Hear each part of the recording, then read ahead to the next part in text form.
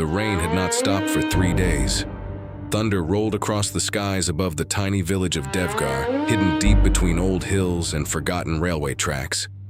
At exactly 11:47 p.m. every night, a train passed through Devgarh station, but there was one terrifying truth. That railway station had been abandoned for 20 years and nobody who boarded that train ever came back. Arjun Mehta sat silently inside his small apartment in Mumbai, staring at the old yellow envelope in his hands. The handwriting shook him instantly. It belonged to his grandfather, but his grandfather had died 15 years ago. Seu. The letter contained only one sentence. Come to Devgarh before the last train arrives. No explanation, no signature, just those words. Outside his window, Mumbai traffic screamed endlessly, but inside the room, silence grew heavier. Arjun tried to laugh it off. Maybe somebody was playing a prank. Maybe an old family friend found a forgotten letter. But deep inside him, something felt wrong, very wrong. That night he couldn't sleep. At 3:12 a.m. his phone rang. Unknown number. He answered slowly. Static. Then a whisper. Don't miss the train. The call disconnected. Arjun's blood froze. The next morning he packed a small bag and boarded the earliest train toward Devgarh. He didn't know why, but some invisible force was pulling him there. Devgarh looked like a village trapped in another century. Broken homes, silent streets, old banyan trees swaying in cold wind. Even during daytime, the village felt dark. When Arjun stepped off the bus, people stared at him strangely, especially when he asked about the railway station. An old chai seller dropped his cup. A woman nearby immediately walked away. Nobody wanted to talk. Finally, an elderly man whispered, "Leave before sunset." Arjun frowned. Why? The old man looked toward the distant hills. Because the train still comes. A chill passed through Arjun's spine. The man explained that 20 years ago, a passenger train called the Nandini Express derailed near Devgarh during a terrible storm. More than 200 people died. Bodies were never identified properly after. That night, strange things began happening. Villagers reported hearing train whistles after midnight, lights moving through abandoned tracks, voices calling their names, and worst of all, every few years, somebody disappeared, always near the station, always after hearing the whistle. Arjun tried to stay rational. Ghost stories existed in every village, but then the old man said something that made his heart stop.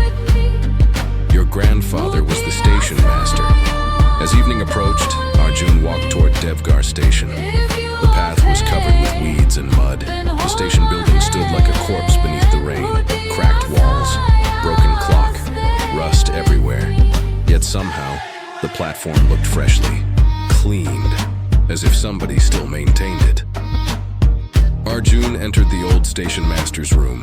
Dust covered everything except one desk. On it sat a perfectly clean lantern, and beside the lantern, a photograph. Arjun picked it up.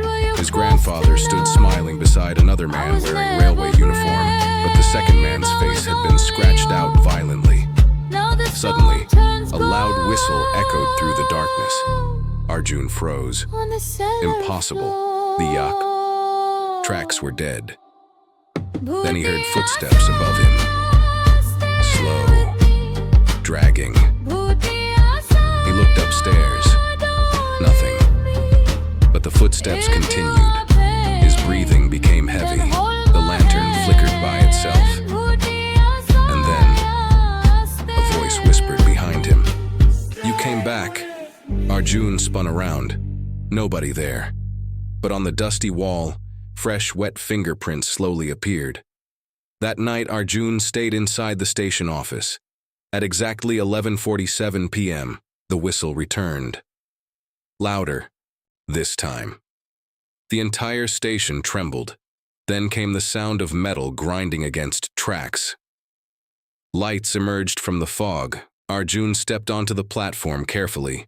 And there it was, a train, old, burned, covered in rust and ash, yet moving perfectly, the Nandini Express. Its windows glowed faintly green. Inside them, passengers sat silently, motionless, their faces pale, their eyes empty. The train stopped. The doors opened slowly. No conductor, no sound, only silence. Then Arjun noticed something horrifying. Every passenger looked wet, as though they had just crawled out of water. A little girl standing inside pointed directly at him. "Grandfather is waiting." Arjun stepped backward in terror, but his feet refused to move. Then he saw him. At the last compartment, his grandfather, standing still, looking exactly the same as 15 years ago. Arjun entered the train slowly. The door shut behind him instantly. Inside, the air smelled of smoke and wet earth. Passengers stared silently. Some had missing faces, some looked burned. Others held broken luggage tightly, but none blinked. His grandfather sat near the window. "Dadaji," Arjun whispered. The old man smiled, sadly. "You should never have come." Tears filled Arjun's eyes. "How are you alive?" His grandfather looked outside into darkness. "I died 20 years ago." Arjun's body turned cold. The old man explained everything. The train accident was not an accident. Someone sabotaged the tracks for insurance. Money. The railway officials covered it up. But the souls of the passengers never found peace. They became trapped between life and death, forced to repeat the final journey forever, and Arjun's grandfather had stayed behind willingly, to stop the spirits from escaping into the village. "But why call me here?" Arjun asked. The old man's face darkened. "Because I can't hold them anymore." Suddenly, the train lights began flickering violently. Passengers started turning toward Arjun one by one. Their mouths slowly opened unnaturally wide. Then they all spoke together. "Let us go home." The cursed passengers. The train accelerated. Suddenly, outside the windows, Devgarh disappeared. Only endless darkness remained. The passengers began walking toward Arjun, slowly, bones cracking, eyes bleeding black liquid. A woman carrying a dead baby screamed endlessly. A man without a jaw dragged himself across the floor. The little girl smiled. "You can stay with us forever." Arjun tried opening the door, locked. His grandfather grabbed him. "Listen carefully. Before sunrise, you must destroy the lantern in the station master's room." "What lantern?" "It binds the souls to this train." The old man handed him an old rusted key. "Go now." Suddenly, the train lights exploded.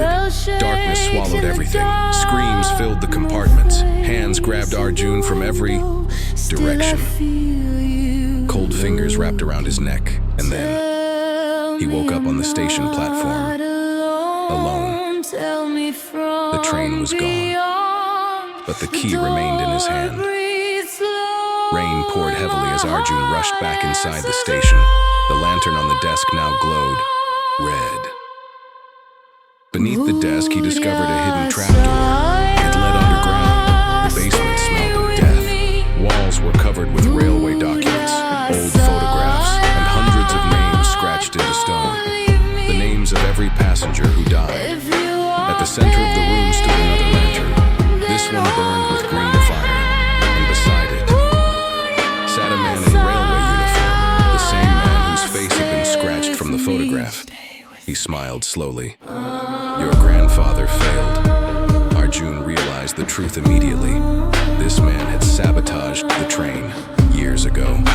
But after dying in the crash himself, his spirit became trapped too. Now he fed on the suffering souls, keeping them imprisoned. The man stood up unnaturally, bones twisted backward, eyes black as coal. "When the final passenger joins us, we become free." Arjun stepped back. "You want me?" The creature smiled wider. "Your blood belongs to the station master." The final train. The basement began shaking violently. Train whistles screamed underground. ghostly passengers emerged from the walls, crawling, weeping, begging for freedom. The demon-like station officer attacked Arjun. They crashed against old shelves. Flames spread everywhere. The green lantern glowed brighter. Arjun remembered his grandfather's words. "Destroy the lantern." He grabbed it desperately, but the creature screamed, "If the lantern breaks, all of us die." Arjun looked around. The trapped souls stared at him silently, not with anger, but hope. Tears filled his eyes. Then, with all his strength, he smashed the lantern against the floor. A deafening scream exploded through the station. The entire building shook. The ghost passengers began dissolving into light, one by one, smiling peacefully. The little girl waved goodbye. The woman holding the baby stopped crying, and finally, his grandfather appeared before him, warm, human, at peace. "Thank you, Beta." Then he vanished. The station collapsed around Arjun as fire consumed everything. Villagers found Arjun unconscious near the tracks the next morning. The station had burned completely. Authorities later claimed faulty wiring caused the fire, but the villagers knew better. Something had finally ended that night. For the first time in 20 years, no midnight whistle echoed through Devgarh. No lights appeared on abandoned tracks. No voices whispered after dark. Peace returned. A week later, Arjun prepared to leave the village. As his bus drove away, he looked back one final time. Near the destroyed station, he saw dozens of faint human figures standing silently in morning light, watching him. Then slowly, they disappeared into the fog. Forever, and even today, people living near the old hills of Devgarh claim that during heavy rainstorms, if you listen carefully after midnight, you can still hear distant train tracks humming beneath the earth. Not because the dead remain trapped there, but because some journeys never truly end.